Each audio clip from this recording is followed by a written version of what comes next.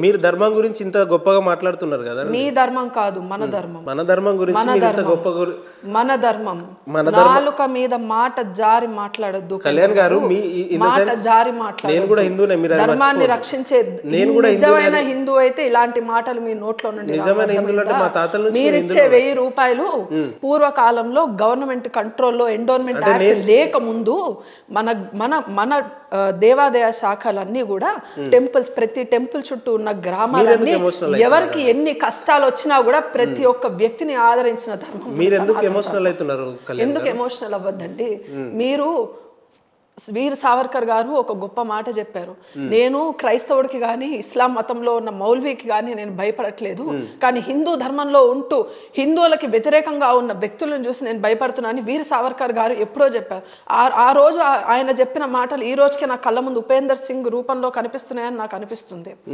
మీరిచ్చే ప్రతి రూపాయి మన గవర్నమెంట్ రాకముందు, ఈ ఎండోన్మెంట్ యాక్ట్స్ రాకముందు వాటన్నిటినీ కూడా మన హిందూ ధర్మాల కోసం, మన హిందువుల కోసం వినియోగించేవాళ్ళు, వాళ్ళ కోసం ఖర్చు పెట్టేవాళ్ళు.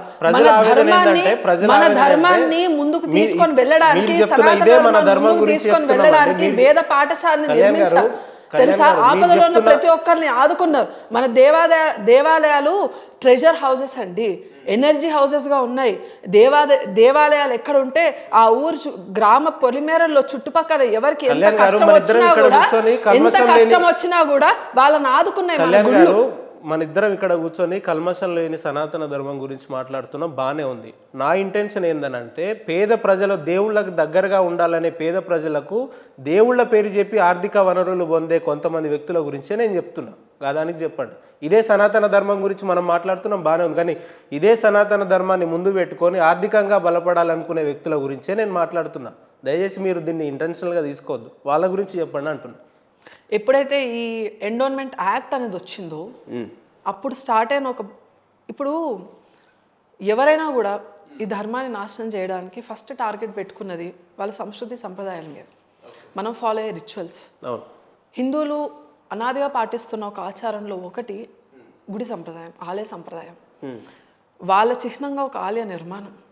ఈ ఆలయంలో ఎంత సంపద ఉన్నదంటే ఔరంగజేబులు కానీ మొఘలులు కానీ ఫస్ట్ అటాక్ చేసేది ఎప్పుడూ కూడా ఏ రాజ్యం మీద అటాక్ చేసినా ఫస్ట్ వాళ్ళు కోట మీద అటాక్ చేస్తే ప్యారల్గా అటాక్ చేసేది ఆ రాజ్యంలో కట్టించిన ఒక గొప్ప గుడి మీదనే. దాన్ని డిస్ట్రాయ్ చేయడానికి ప్రయత్నం చేశారు. ఎందుకు డిస్ట్రాయ్ చేయడానికి ప్రయత్నం చేశారు? ధర్మాన్ని అంతం చేయడానికే కదా. దీనికి ఒక కారణం అదే కదా. కానీ అక్కడ ఉన్న సంపదని అప్పటి వరకు దోచుకోగలిగారు. దీని తర్వాత కూడా ఎప్పుడైతే చట్టాన్ని చేస్తామని ముందుకు వచ్చిందో, అంటే మన భారతదేశం ఒక దేశంగా మారి కాన్స్టిట్యూషన్ మనం ముందు తీసుకొని వస్తున్నామో అందులో చట్టాన్ని కూడా ఆర్టికల్ 26లోనేమో ఏ గవర్నమెంట్కి కూడా ఏ రిలీజన్లో ఇన్వాల్వ్ అవ్వడానికి హక్కులు లేవు అని రాశారు. కానీ దీన్ని కాలదంతూ ఇంకొక యాక్ట్ని తీసుకొచ్చారు 1951లో, టెంపుల్స్ యాక్ట్ తీసుకొచ్చారు. ఈ ఎండోన్మెంట్ యాక్ట్ వల్ల ఎవరికి నష్టం జరిగిందండి? ఇప్పుడు సుమారు ప్రతి సంవత్సరం కూడా 1,00,000 కోట్ల రూపాయలు మన హుండీల ద్వారా, మన టెంపుల్స్ ద్వారా గవర్నమెంట్కి వెళ్తున్నాయి. మొన్న చూసుకోండి, తిరుపతి చూసుకోండి, 3,000 కోట్లు సుమారు ప్రతి సంవత్సరము ఏపీ గవర్నమెంట్కి వెళ్ళేది. అందులో 85% వరకు చర్చిల కన్స్ట్రక్షన్ కోసం ఇచ్చేవారు, కన్వర్షన్స్ కోసం ఖర్చు పెట్టేవారు. ఈ ఎండోన్మెంట్ యాక్ట్లో ఉన్న లూప్ హోల్సే అవి. వాళ్ళు ఎండోన్మెంట్ యాక్ట్ అంటే రిలీజియస్ ప్లేసెస్ని వాళ్ళ అండర్ కంట్రోల్, గవర్నమెంట్ కంట్రోల్లో తీసుకొని రావడము. అందులో ఓన్లీ హిందువుల దేవాలయాలు మాత్రమే ఎందుకున్నాయి, చర్చిలు ఎందుకు లేవు, మాస్కులు ఎందుకు లేవు? వాళ్ళు డినై చేశారు. వాళ్ళు ఇందులో ఇన్వాల్వ్ అవ్వమని చెప్పేశారు. మేము ఈ యాక్ట్ కిందకి రామని చెప్పారు, ఇందులో తీసుకుంటే రాజకీయ పరంగా చర్యలు ఉంటాయని చెప్పారు. మరి హిందువులకి ఏం రోగం పట్టింది? కర్ణాటకలో 35,000 పైగా గుళ్ళు ఉన్నాయి, తమిళనాడులో 40,000 పైగా గుళ్ళు ఎండోన్మెంట్ కిందకు వస్తాయి. అక్కడ నుంచి వచ్చిన 1,000 కోట్ల రూపాయలు గవర్నమెంట్ తీసుకొని వాళ్ళకి నచ్చింది చేయొచ్చు. ఈ యాక్ట్లోనే చెప్పారు, మీ గుళ్ళకు సంబంధించిన స్థలాలు మీరు అమ్ముకోవచ్చు, వాటి నుంచి వచ్చిన డబ్బులు మీరు ఎలా అయినా ఖర్చు పెట్టుకోవచ్చు, గుళ్ళ నుండి వచ్చిన సంపద మీరు ఎట్లా అయినా తీసుకోవచ్చు, ఆ సంపద మీరు ఎలా అయినా ఖర్చు పెట్టుకోవచ్చు. ఈ రోజు మన దేవాలయాల దుస్థితి ఎలా ఉందంటే అండి, ప్రతిరోజు నిత్యాన్నదానం జరిగే దేవాలయాలు ఈ రోజు భగవంతుడికి కూడా మనము 100 గ్రాముల బియ్యంతో 20 గ్రాముల పప్పు వేసి 1 చెంచాడు ఉప్పు మాత్రమే వేసి 1/2 స్పూన్ నెయ్యి మాత్రమే వేసి దేవుడికి నైవేద్యం పెట్టమని చెప్పేసి ఎండోన్మెంట్ నుంచి ఆర్డర్స్ తెచ్చుకొని దేవుడికి కూడా ఎంత బియ్యం మెతుకులు పెట్టాలో కూడా లెక్క లెక్కగట్టి మరి ఈరోజు అంటే మన దేవుడికి మనం ఎంత పెట్టుకోవాలో మనం వాళ్ళు డిసైడ్ చేస్తారు. అంటే కానీ endowment మనం system ఇచ్చిన correct ప్రతి కాదంటారా రూపాయి మీరు? మాత్రం వాళ్ళకి నచ్చినట్టు వాళ్ళకి మాస్కులు కట్టుకోవడానికి, చర్చిలు కట్టుకోవడానికి, ఇతర మతస్థులకి వాళ్ళ పొలిటికల్ లాభాల కోసం ఎండోమెంట్ సిస్టమ్ కరెక్ట్ కాదంటారా? This is not the right system అండి. ఇది ధర్మాన్ని, హిందూ టెంపుల్స్ నుంచి ధర్మాన్ని మొత్తాన్ని కూడా మటాజ్ చేయడానికి ఇది ప్లాన్, ఇది ఒక sketch. And at the same time parallel వేరే రిలీజియన్స్ ని కూడా అప్లిఫ్ట్ చేయడానికి ఇది ఒక ప్రయత్నము.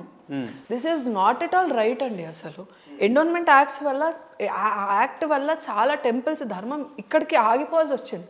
ఇంతకు పూర్వం యాక్ట్ లేనప్పుడు టెంపుల్స్ నుండి ఏవైతే డబ్బులు ఉండేవో వాటిని స్కూల్స్ నిర్మించేవాళ్ళు, హాస్పిటల్స్ కట్టేవాళ్ళు, ఎవరైతే పేదలు ఉన్నాయో వాళ్ళకి ఆపదలో ఆదుకునేవాళ్ళు. ఏమైనా కుటుంబంలో ఎవరికైనా ప్రమాదం జరిగితే మన వేదాలు ఏవైతే ఉన్నాయో వాటిని నేర్పించేవాళ్ళు. ఒక విలేజ్లో, ప్రతి విలేజ్లో మీరు చూడండి, ప్రతి ఊరికి ఒక గ్రామదేవత ఉంటుంది. మళ్ళీ ఆ విలేజెస్ని కంబైన్ చేసుకొని ఒక పుణ్యక్షేత్రం, ఒక విశిష్ట గల ఒక పెద్ద క్షేత్రం నిర్మాణం అయి ఉంటుంది. ఎందుకు అని అంటే ప్రతి ఊరికి ఇట్ ఈస్ లైక్ ఒక సపోర్ట్ సిస్టమ్, మనకి సపోర్ట్ సిస్టమ్. హిందువులు ఐక్యంగా ఉండడానికి అదొక సపోర్ట్ సిస్టమ్, మన ధర్మాన్ని ముందుకు తీసుకొని వెళ్ళడానికి మనకు అదొక సింబల్. కానీ వాటన్నిటిని మనం ఈరోజు కాపాడుకోగలుగుతున్నాం అనే ప్రశ్న ఎందుకు రావట్లేదు మన మనసులో? ఎండోన్మెంట్ యాక్ట్ ని ఖచ్చితంగా తీసేసేయాలండి. అసలు government two things that has to be done.